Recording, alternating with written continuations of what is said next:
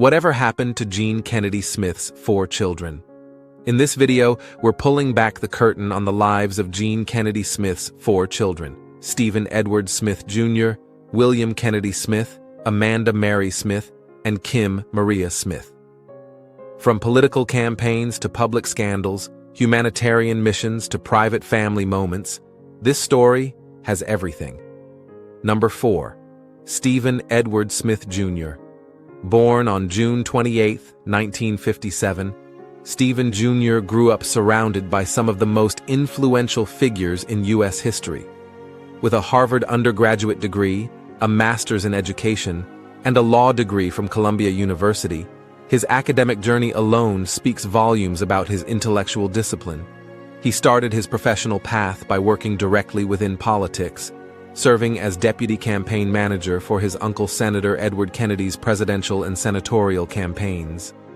He later worked on Capitol Hill, joining the Senate Judiciary and Foreign Relations Committees. These experiences offered him an insider's view of American governance, deepening his connection to his family's legacy of civic duty. Stephen also played a pivotal role in the Kennedy family's financial investments and real estate ventures. He later co-founded Kennedy Smith Samawira, a company committed to smart and sustainable development. His business endeavors weren't just profit-driven.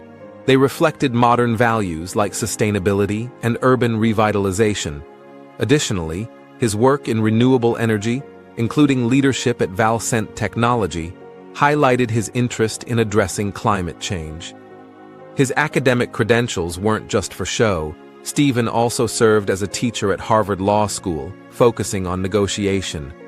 His students recognized his brilliance, awarding him the Danforth Award for teaching excellence 3 times. Beyond the classroom, he consulted with the Conflict Management Group, aiding in global peace initiatives, including involvement in the Irish peace process. Stephen edited the acclaimed book, JFK, A Vision for America, ensuring his uncle's ideas remain accessible and relevant to modern audiences. He collaborated with prominent historian Douglas Brinkley and served on the boards of the JFK Library, the Robert F. Kennedy Memorial, and Northeastern University's School of Public Policy. Throughout his life, Stephen has juggled roles as an educator, political strategist, entrepreneur, and legacy keeper, all while carrying the weight of the Kennedy name. Number 3. William Kennedy Smith.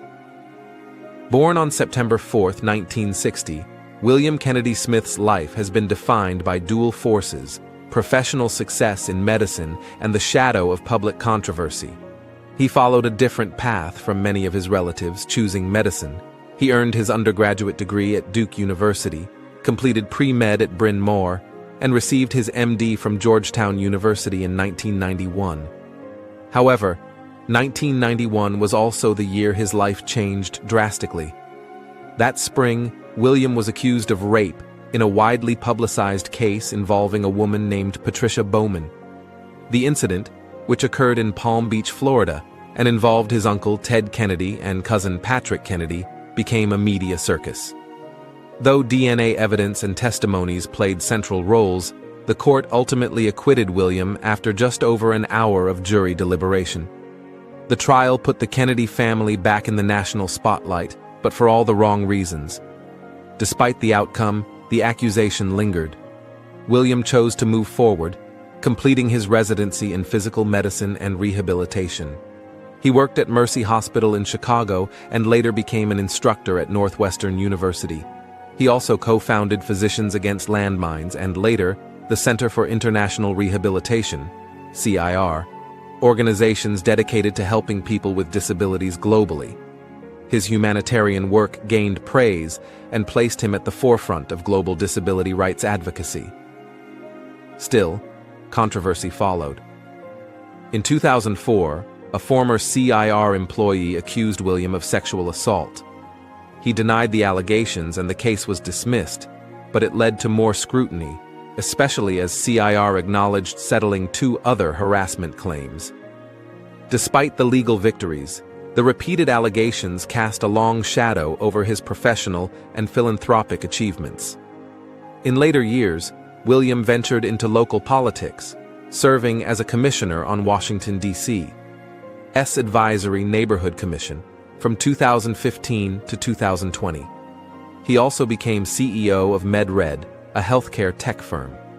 In 2011, he married Anne Henry and continued his work in medicine, academia, and advocacy. Number 2. Amanda Mary Smith, born on April 30, 1967, joined the Kennedy family through adoption. Raised by Jean Kennedy Smith and Stephen Edward Smith, Amanda grew up in a household steeped in history and public service. Unlike her brothers, Amanda has maintained a lower public profile, choosing a more private life outside the intense glare of the Kennedy spotlight. Despite this, Amanda has made meaningful contributions to preserving the family's legacy. She edited the book Hostage to Fortune: The Letters of Joseph P. Kennedy, offering rare insight into the private thoughts of the Kennedy family patriarch. Her work on this project demonstrates not only a reverence for her family's history, but also a scholarly eye for curating and contextualizing important historical documents. In 2000, Amanda married Carter Harmon Hood, a tax attorney. The couple has 2 daughters, Stephanie and Summer, and resides away from the public eye. She made a brief appearance in the 2013 TV documentary Secrets of the Manor House, where she was credited as Kathleen Kennedy's niece, highlighting her connection to the broader Kennedy lineage. Number 1. Kim Maria Smith. Kim Maria Smith was born in Vietnam in 1972 and adopted later that year by Jean Kennedy Smith and Stephen Edward Smith. Her arrival into the Kennedy family reflected a broader social awareness and compassion that defined her mother's public and private life. As the youngest of Jean and Stephen's 4 children, Kim brought a multicultural thread into one of America's most iconic families.